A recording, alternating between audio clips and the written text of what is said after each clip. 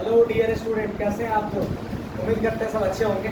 तो चलिए हम आ गए हैं कैपेसिटर के लेक्चर नंबर 9 में, और अब आज पढ़ने वाले हैं इस चैप्टर का बहुत ही महत्वपूर्ण उम्दा कॉन्सेप्ट जो नेक्स्ट चैप्टर हमारा करंट इलेक्ट्रिसिटी है उसमें भी पढ़ेंगे हम लोग। और बिफोर दैट उसमें कैपेसिटर में भी ऐसा क्वेश्चन आता है। अभी नीट का एग्जाम हुआ था, इसमें क्वेश्चन आया था। ये बहुत ही अच्छा कॉन्सेप्ट होता है। तो वो कॉन्सेप्ट है हमारा व्हीटस्टोन ब्रिज। क्या है? Wheatstone bridge. ठीक है, इसको कहते हैं WSB के कॉन्सेप्ट के नाम से जाना जाता है। Wheatstone bridge. ये व्हीटस्टोन ब्रिज क्या है, थोड़ा ध्यान से सुनिएगा। हम एक्चुअली ये प्रोसेस है। व्हीटस्टोन ब्रिज क्या है? प्रोसेस है कि कुछ कैपेसिटर को हम इक्विवेलेंट कैपेसिटेंस कैसे कैलकुलेट करेंगे जब कैपेसिटर जो है ना तो सीरीज में है ना तो पैरेलल में।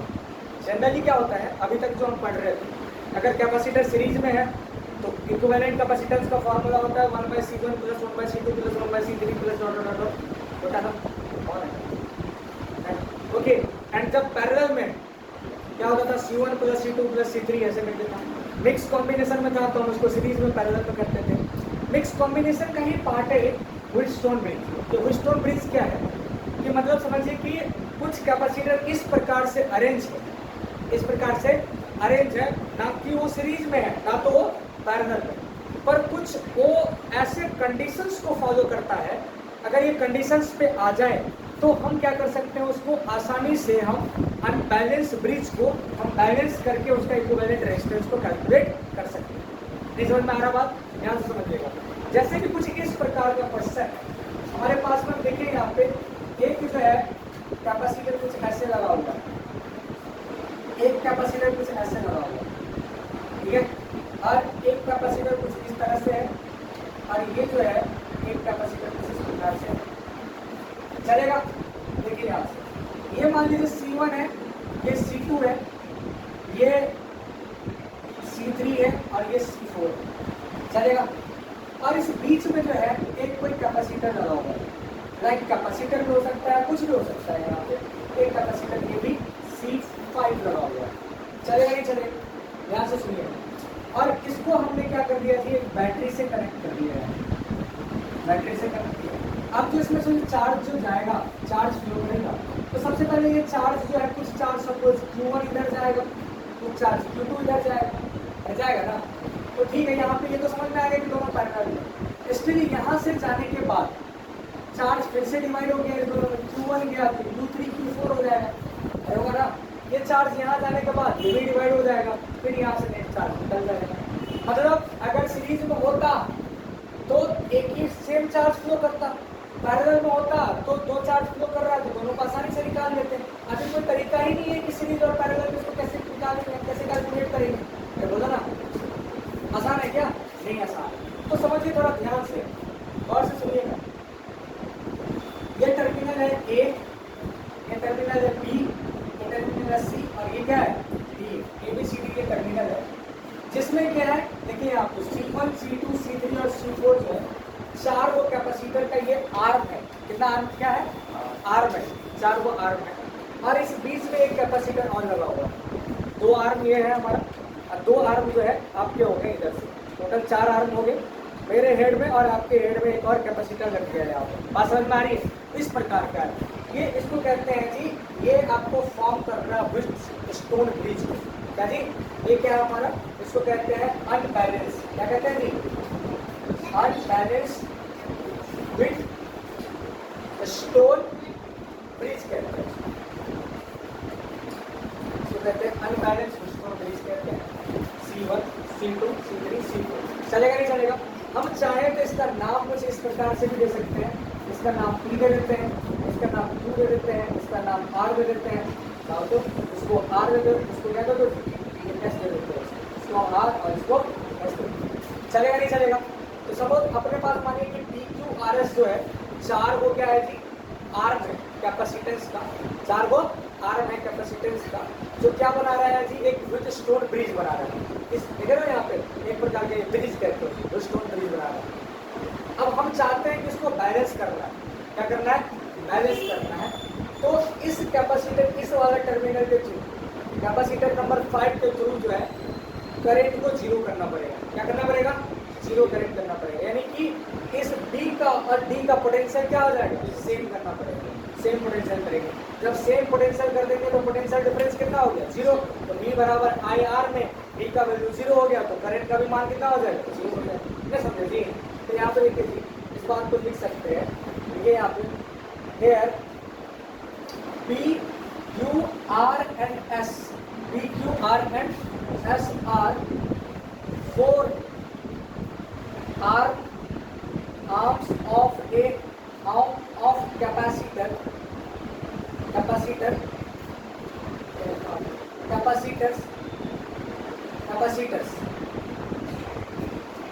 for a Wheatstone bridge। क्या बनाता है? Wheatstone bridge बनाता है, as shown in figure, as shown in figure में आपको दिखाया गया, फिगर में दिखाया गया, ठीक है। If the potential of B and D are same, B and D are same हो जाता है, then current flow through capacitor C5 is zero। कितना करंट जाएगा उसमें? जीरो करंट जाएगा। करंट क्या हो जाएगा? ये दोनों का पोटेंशियल क्या हो गया? सेम हो गया, तो इसके थ्रू ये क्या होगा जी? आपको ये कैसे कितना करंट जाएगा उसमें? जीरो करंट जाएगा। so that C5 is behave like open circuit. कैसा बिहेव करता है? ओपन सर्किट की तरफ बिहेव करेगा। बात समझ में आ रही? ओपन सर्किट की तरफ बिहेव करेगा, ओपन सर्किट की तरफ बिहेव करेगा। नाउ कैन बैलेंस, उसके बाद क्या कर सकते हैं आप? उसको बैलेंस कर सकते हैं। बात समझ में आ रहा है? मतलब बैलेंस कर सकते हैं, और यहाँ से आप लिख सकते हो, इसमें लिख सकते हो एंड रिमूव। क्या करते हो जी? बैलेंस कर सकते हो। बैलेंस कैसे करेंगे उस बात को हम लिखेंगे, पहले समझिए इस बात को। ये PQRS 4 बार है, आर्म है, और इस प्रकार का एक ब्रिज बना रहा है, ठीक है। ध्यान से सुनिएगा, अगर B और D का पोटेंशियल क्या हो जाता है? सेम। क्या हो जाता है? सेम हो जाता है, तो इसके थ्रू कितना करंट पास करता है जी? जीरो करंट पास करता है। मतलब ये आप करंट जीरो पास करता है तो इसको ओपन सर्किट की तरफ बिहेव कर सकता है, यानी कि इसको आप हटा सकते हैं। क्या कर सकते हैं? इसको रिमूव कर सकते हैं। रिमूव करने से क्या हो जाएगा? ये दोनों किसमें आ गया? सीरीज में। ये दोनों किसमें आ गया? सीरीज में। अब फिर पूरा का पूरा किसमें आ गया? पैरेलल में। फिर आसानी से आप निकाल सकते हैं। बात समझ में आ रहा है? तो इस टाइप इसके लिए कुछ कंडीशंस होता है। क्या होता है जी? कंडीशन होता है। कंडीशन क्या होता है मैं आपको बताता हूँ। ये बात पूरा समझ में आ गया आपको? साफ दीजिए इसको, फिर मैं आगे लिखता हूँ, ठीक है।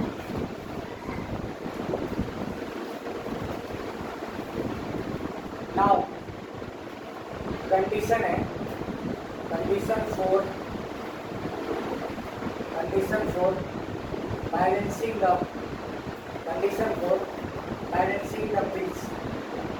ब्रिज को बैलेंस कैसे किया जाएगा? क्या कंडीशन है इसका? ध्यान से सुनिएगा। यदि देखो यहाँ से P/Q का रेशियो, यदि P/Q का रेशियो अगर R/S के बराबर हो जाता है, P/Q का रेशियो अगर किसके बराबर हो जाता है? R/S के बराबर हो जाता है। सेम मीनिंग, P/Q का रेशियो अगर R/S के बराबर हो जाता है, या फिर P/R का रेशियो Q/S के बराबर हो जाता है। देखो ना, P/R का रेशियो, या सेम मीनिंग है, P/R का रेशियो Q/S के बराबर हो जाता है। देखो ना, P/Q बराबर क्या हो गया? R/S, ठीक है क्या? दोनों सेम मीनिंग है। P/Q का रेशियो बराबर R/S का रेशियो, तो दोनों सेम आ जाता है। या फिर P/R का रेशियो Q/S का रेशियो, दोनों सेम ही है। देखो ना, इसको इधर ले आए, इसको इधर ले आए, दोनों सेम मीनिंग हो गया। तो दोनों में से this by this and this by this, दोनों का रेशियो अगर क्या आ जाता है? सेम आ जाता है, सेम आ जाता है। Then we can remove C5, इसको हटा सकते हैं, C5 को आप हटा सकते हैं, ठीक है। या फिर इसके बीच में अभी कैपेसिटर है या इसके बीच में कुछ भी रहेगा, क्या रहेगा, कुछ भी रहेगा, उसको आप क्या कर सकते हो, ओपन कर सकते हो, मतलब कि उसमें कोई करंट पास नहीं करेगा। समझे बात को जी, ध्यान रखिएगा। C5 को हम क्या कर सकते हैं, उसको रिमूव कर सकते हैं, चलेगा, रिमूव कर दिया। क्या करेगा जी, रिमूव करने से देखिए थोड़ा ध्यान से, ये कुछ इस प्रकार का सर्किट बन रहा है, देखो इस प्रकार का सर्किट बन रहा है, इस प्रकार का सर्किट हो गया कि ये क्या हो गया, नहीं हुआ क्या, देखो ना ये C1, अब ये क्या हो गया, ये कितना है, ये C3 है, ये क्या है, चलेगा नहीं चलेगा, चलेगा, ठीक है। आप दोनों को आप टाइट कर दीजिए, तो क्या हो गया, ये दोनों को दोनों आ गया, ये आ गया दोनों सीरीज में, ये भी दोनों किस में आ गए, सीरीज में। अब ये हो गया आपका ए, अभी क्या हो गया, सीरीज में है, ये हो गया C1 C2, ये क्या है, ये हो गया C3 C4, चलेगा ना, ठीक है। अब दोनों किस में है, सीरीज में, क्या होगा इसका, एक कैपेसिटर अगर बनाते हो, अब मिटा दो इसको, मिटा दो, मिटा देता हूँ ऐसा।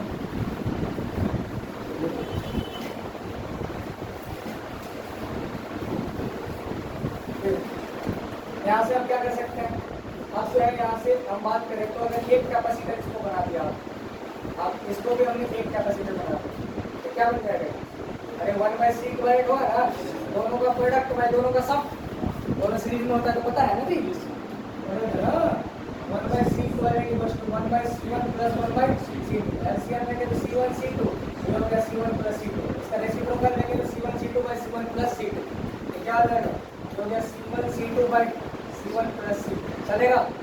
ये कितना हो गया, C3 C4 बटा क्या हो गया, C3 प्लस C4, हो गया नहीं, ये आ गया आपका। अब ये दोनों किसमें है, पैरेलल, दोनों किसमें है, ये दोनों आ गया पैरेलल, आप तो आसानी से बता सकते हो इसको, हो गया आपका बैटरी और इसी, अब दोनों पैरेलल है, दोनों किसमें आ जाएगा, सीरीज में करने के लिए एक बना दो इसका, ये बनाएंगे ना, एक हो जाएगा इसका।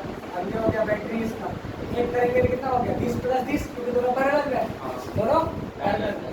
इसका नाम हम कुछ दे देते हैं, मान लो क्या नाम देते हैं इसका, कुछ नाम दे, इसका P1 नाम दे देते हैं, इसको क्या नाम देते हैं, P2 नाम दे देते हैं, चलेगा ना, नहीं कुछ हो देना है तो क्या करो, दोनों को जोड़ दो, चलेगा ना जी, ये हो जाएगा C1 C2 बाई, ये हो जाएगा C इक्विवेलेंट बराबर C1 C2 by C1 plus C2, अब प्लस क्या हो जाएगा C3 C4 by C3 plus C4, होगा, दोनों को जोड़ दिया, निकल गया अपने पास, ये हो गया B। अब कितना चार्ज पास करेगा इसमें से, Q बराबर होता है C इक्विवेलेंट इंटू B होता है ना, तो C इक्विवेलेंट यहाँ से हमने निकाल दिया है, बुझे नहीं बुझे, ये हो गया आपका जो है, ये हो गया ब्रिज कंट्रोल। समझ के बैलेंस कैसे करते हैं, इस टाइप से क्वेश्चन बनता है, तो देखना है आपको पहले की कंडीशन क्या है, कंडीशन क्या है कि देखिए कि दोनों आर्म का जो रेशियो है अगर बराबर आ रहा है, बराबर आ रहा है तो बीच वाला पार्ट को हटा दो, आसानी से इक्विवेलेंट कैपेसिटेंस बना दो, आया ना, ये कॉन्सेप्ट है, अंडरस्टैंड, साफ कीजिए, ठीक है। आप गाइस हमारे पास एक क्वेश्चन है इसका, ऐसा क्वेश्चन है, एक कैपेसिटर है, दो कैपेसिटर है, तीसरा कैपेसिटर है, चौथा कैपेसिटर, ठीक है, ऐसा बीच में एक कैपेसिटर,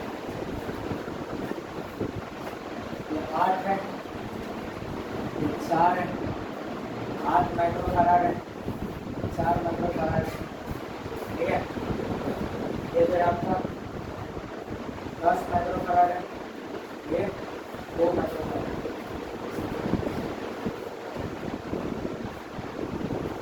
5 माइक्रोफैराड, ठीक है, ध्यान रखिए।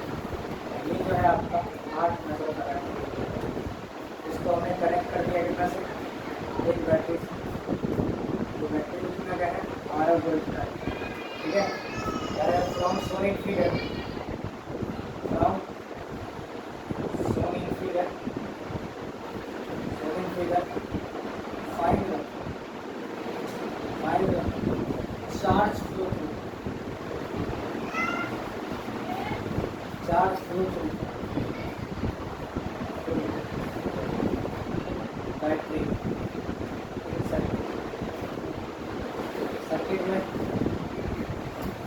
चार्ज फ्लो करता है, ठीक है। फिगर में देखते हो नेगेटिव चार्ज फ्लो के रूप में बैटरी कितना होगा सर्किट निकालना, सॉल्व कीजिए, ठीक है।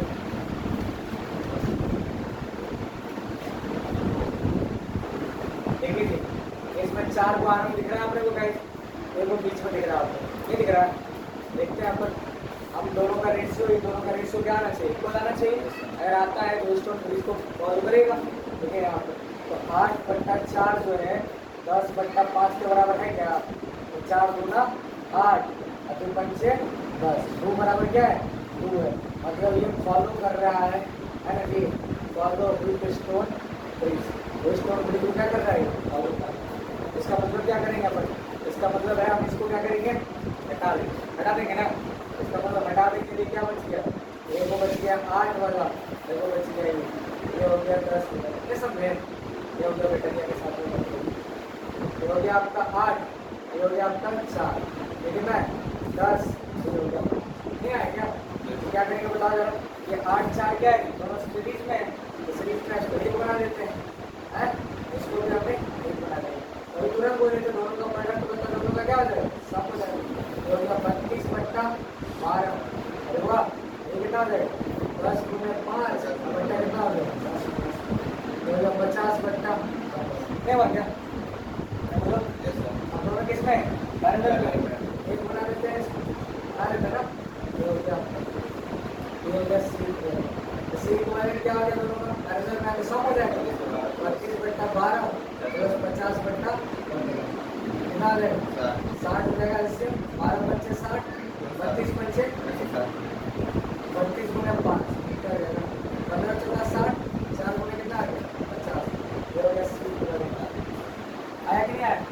नेक्स्ट टर्म क्या हो जाएगा यहाँ से, नेक्स्ट टर्म जो आ गया अपने पास, ठीक है, क्या हो गया 32 पंचे कितना होता है 160, और 50 होगा 200, ये हो गया 200 बटा कितना हो गया 60, ये हो गया कितना हो गया आपका 2360, 360 बटा कितना हो गया, वाह ये हो गया कितना हो गया 60 30 से होता है ये होगा 60 कितना हो गया, सी इक्विवेलेंट कितना आ गया 6 माइक्रोफैराड, क्या आ गया 6 माइक्रोफैराड, आया कि नहीं आया, ये 6 आ गया सी इक्विवेलेंट, आया सी इक्विवेलेंट आया बैठने। अब फिर क्या होगा, हमको चाहिए सी इक्विवेलेंट, चाहिए सी इक्विवेलेंट, तो सी इक्विवेलेंट क्या होगा, सी इक्विवेलेंट सब कुछ चाहिए ना, सी इक्विवेलेंट क्या होता है, सी इक्विवेलेंट इनटू बी होता है। सी का वैल्यू कितना दिया हुआ है 6 माइक्रोफैराड दिया हुआ, और बी का वैल्यू कितना दिया हुआ 12 वोल्ट दिया, तो बी का वैल्यू हो गया 12 छक्के 72 माइक्रोकूलम। ये आपका आंसर है, नहीं समझे, समझे नहीं समझे, ये था आपका स्टोन फ्रीज। अब क्लियर हो गया आपका। तो जब भी कभी इस टाइप का क्वेश्चन आए तो समझ जाना आपको इस टाइप का सॉल्यूशन करना है, अंडरस्टैंड। ये था व्हीटस्टोन ब्रिज, क्या कहते हैं व्हीटस्टोन ब्रिज। ये अगला चैप्टर का टॉपिक है, इस चैप्टर का टॉपिक है ही नहीं एक्चुअली, पर क्वेश्चन पूछ देता है, क्वेश्चन पूछ देता है, इसलिए हम लोग व्हीटस्टोन ब्रिज करना चालू करेंगे। तो दिक्कत चलेगा नहीं चलेगा, ये था आपका व्हीटस्टोन ब्रिज। आगे बढ़े, बिना दे इसको, चलिए अगला टॉपिक है, हेडिंग दीजिए dielectric and polarization, dielectric and polarization.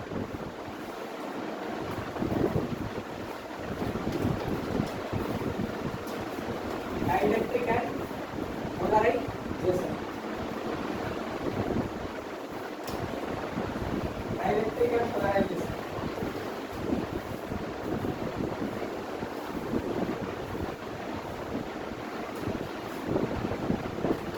Dielectric and polarization, dielectric और पोलराइजेशन क्या है बच्चों, dielectric dielectric and polarization. What do you mean by dielectric and polarization. तो सबसे पहला स्टेप पे हम समझ लेंगे कि डाइलेक्ट्रिक क्या होता है। अभी तक हम पढ़े थे डाइलेक्ट्रिक कांस्टेंट, नहीं होता है ना। डाइलेक्ट्रिक कांस्टेंट जो होता है एक प्रकार से आप कह सकते हो कि एक रिलेटिव परमिटिविटी वैल्यू होता है किसी भी मीडियम का, किसी भी मीडियम का जब वो दो प्लेट के बीच में रखा जाता है, जब प्लेट ऑफ कैपेसिटर के बीच में रखा जाता है। पर ऐसे कि डाइलेक्ट्रिक क्या है, तो डाइलेक्ट्रिक एक प्रकार से ये नॉन पोलर इंसुलेटिंग मटेरियल, क्या ये non polar insulating material. Non polar insulating material मतलब जिसका रेजिस्टेंस बहुत ज़्यादा होता है। रेजिस्टेंस क्या होता है इसका, बहुत ज़्यादा होता है, इसीलिए हम इसको कहते हैं डाइलेक्ट्रिक। बनता कैसे है ये थोड़ा प्रोसेस में देखते हैं डाइलेक्ट्रिक क्या होता है।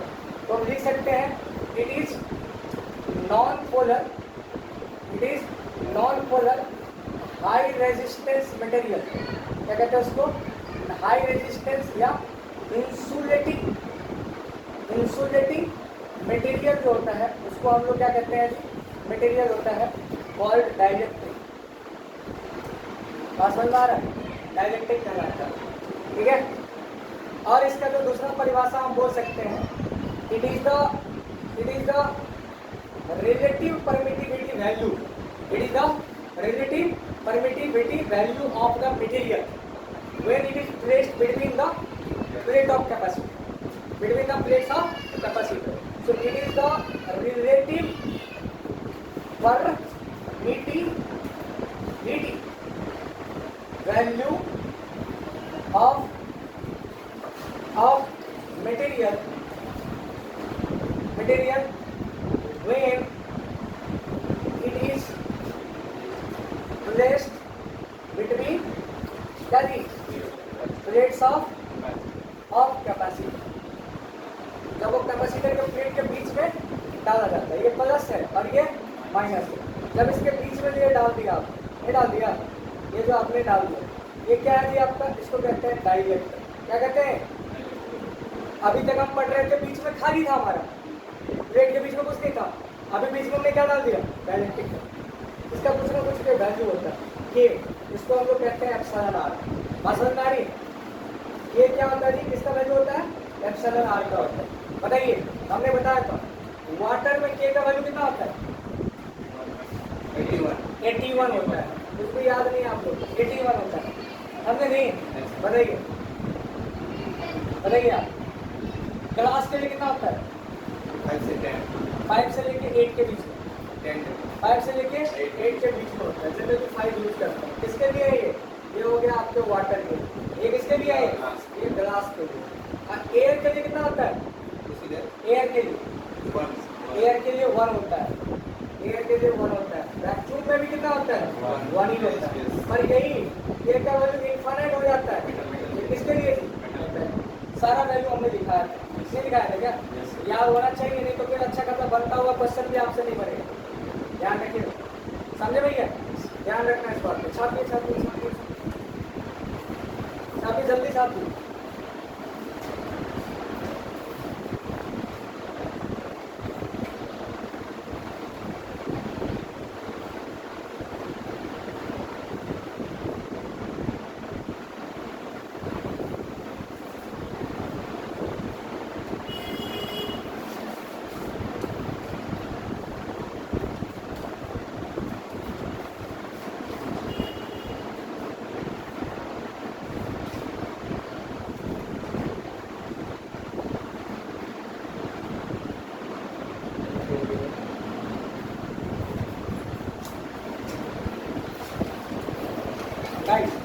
अब बात आता है ये डाइलेक्ट्रिक बनेगा कैसे, कैसे बनेगा ये डाइलेक्ट्रिक,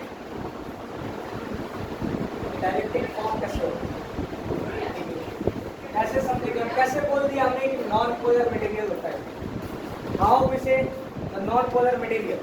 जरा ध्यान से सुनिएगा, ये हमारे पास जो है एक सीट है, ये सीट है, थोड़ा सा सुनना, ये पॉजिटिव चार्ज है, ये पॉजिटिव है, ये पॉजिटिव है, ये पॉजिटिव। इसके बगल में नेगेटिव चार्ज, फिर बीच में पॉजिटिव है, फिर बीच में क्या है कि नेगेटिव चार्ज, फिर पॉजिटिव है, पॉजिटिव है, फिर ये नेगेटिव है, positive negative, positive positive, positive positive positive, फिर negative positive, sorry negative negative negative negative negative. चलेगा, लेकिन ध्यान, एक पेयर हो गया, 2 पेयर, 3 पेयर, 4 पेयर हो गया, चलेगा। ध्यान से सुनिएगा, बस क्या क्या है अभी अपने पास, इसको हम इतना ही रखें, ठीक है।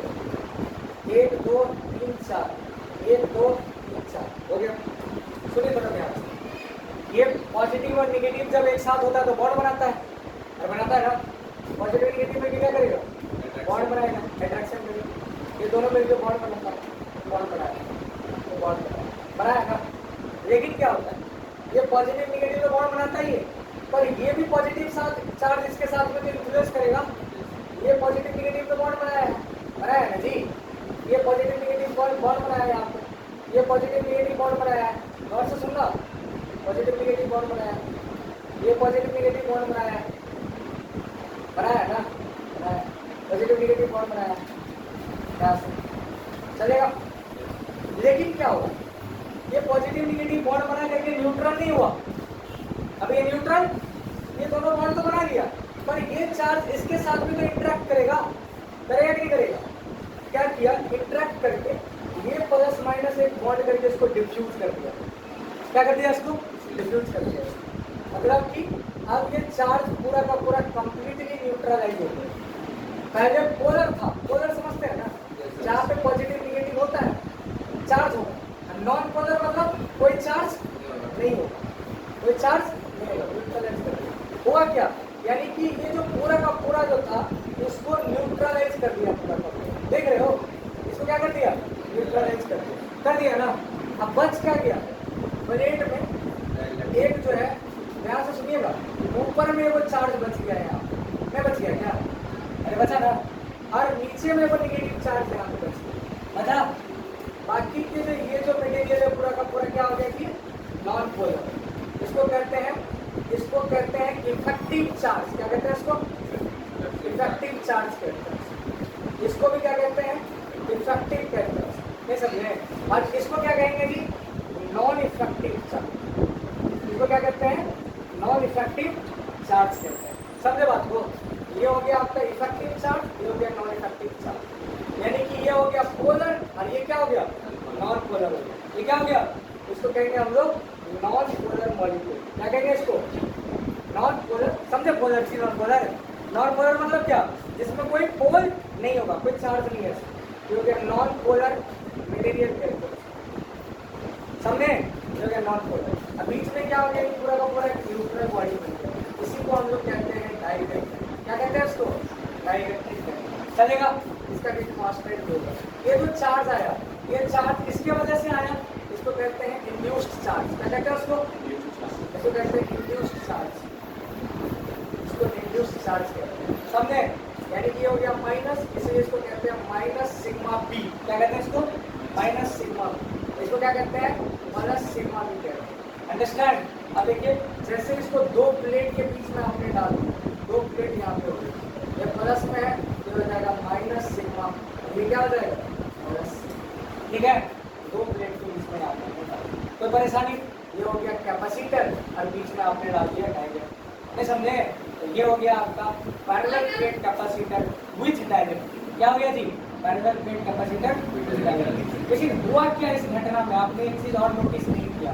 क्या किया आपने, जब हम इलेक्ट्रिक फील्ड, चार्ज है तो कौन सा फील्ड होगा, इलेक्ट्रिक फील्ड होगा। जब इलेक्ट्रिक फील्ड में हम नॉन पोलर मटेरियल को डाल दिए, क्या डाला हमने, नॉन पोलर मटेरियल को डाला। नॉन पोलर मटेरियल को डालते ही क्या हो गया, एक इसके बीच में जब पॉजिटिव चार्ज और नेगेटिव चार्ज यानी कि इक्वल और अपोजिट चार्ज जो है, अगर कुछ आर डिस्टेंस पे या डी डिस्टेंस पे सेपरेट हो जाता है, तो इसको हम लोग क्या कहते हैं जी, इसको कहते हैं डाइपोल। क्या कहते हैं जी, यहाँ पे हो गया electric dipole, electric dipole moment कहते हैं इसको। क्या कहते हैं इसको, इलेक्ट्रिक डाइपोल मोमेंट। जब नॉन पोलर मटेरियल को हमने कहाँ पे डाल दिया, इलेक्ट्रिक फील्ड में डाल दिया।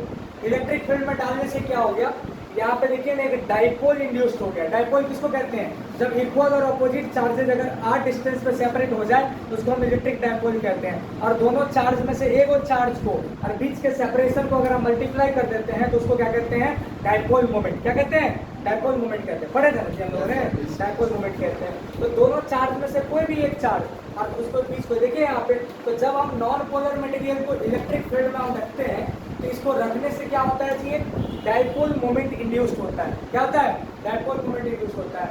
इस प्रोसेस को हम लोग क्या कहते हैं, पोलराइजेशन। क्या कहते हैं उसको, पोलराइजेशन कहते हैं। बीबीआई प्रॉब्लम, बीबीआई क्वेश्चन है, एग्जाम में आपका बोर्ड में आएगा। क्या आएगा, what is the difference between the dielectric and polarization. तो डाइलेक्ट्रिक अभी हमने समझा, अभी क्या होता है, it is the high resistance insulating material होता है। जब दो प्लेट के बीच में रखते हैं तो बोला ना, इसका वैल्यू रिलेटिव परमिटिविटी के बराबर होता है, नहीं होता क्या अलग अलग मीडियम में। अब पोलराइजेशन क्या होता है, जब नॉन पोलर मटेरियल को हमने कहाँ पे रख दिया, इलेक्ट्रिक फील्ड में रखा, तो क्या इंड्यूस्ड हो गया वहाँ पे, डायपोल मोमेंट इंड्यूस्ड हो गया। उसी डायपोल को हम लोग क्या कहते हैं जी, पोलराइजेशन। समझे या नहीं समझे, पक्का पूरा का पूरा। इस बात का डेफिनेशन भी दिखा देते हैं आपको, देखो पोलराइजेशन का डेफिनेशन लिखो जल्दी से, right on polarization guys. Polarization, ठीक है, पोलराइजेशन क्या होता है,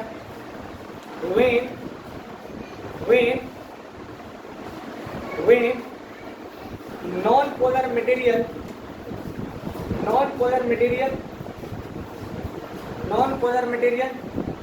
is placed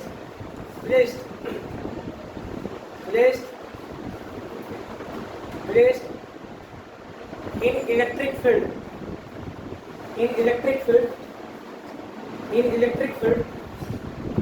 placed in electric field, okay, placed in electric field, then their dipole moment is induced, dipole moment is induced,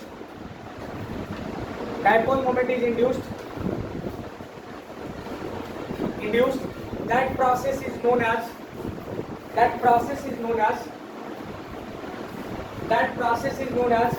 polarization.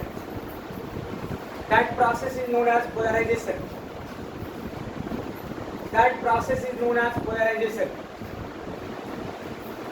Okay, तो डाइलेक्ट्रिक ऑलरेडी हमने लिख दिया है, पोलराइजेशन हमने लिख दिया आपको, और इसी का डिफरेंस यहाँ पे और ये डायग्राम है आपका। अंडरस्टैंड, चलेगा नहीं चलेगा, इसको लिख दीजिएगा।